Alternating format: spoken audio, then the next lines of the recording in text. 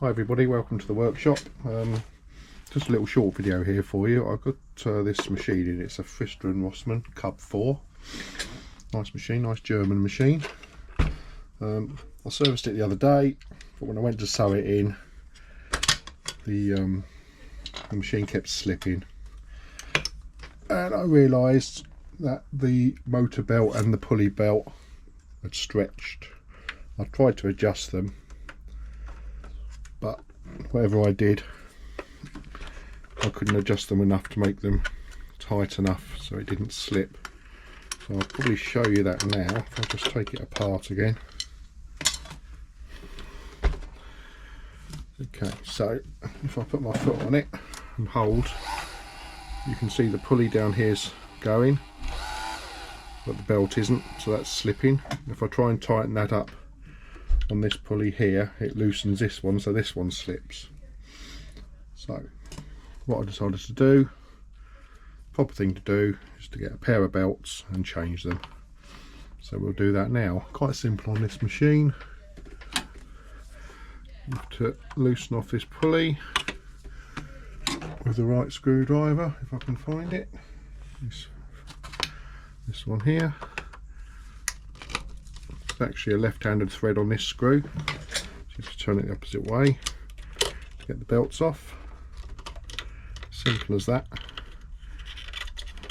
To get the belts off. Two belts. They're actually identical belts, so I just ordered a pair. One goes on the back of this pulley down to the motor. One goes around the hand wheel to the front of the pulley. And get it about right so that both belts are tight. Tighten this back up again, not forgetting it's a left hand thread. So they're both quite tight. And now I'm trying to hold it, but I can't. The belts are now gripping it. And that is it. That's a simple process of changing two motor belts. These look fine, these old ones, nothing wrong with them, but they've stretched. Probably never been changed. The machine's probably 30-40 years old. And now I can't hold it back. I could if I really held on to this, but I'm just replicating really the tension it's under while it's sewing, and it's not slipping. So put the belt back on, put the sides on,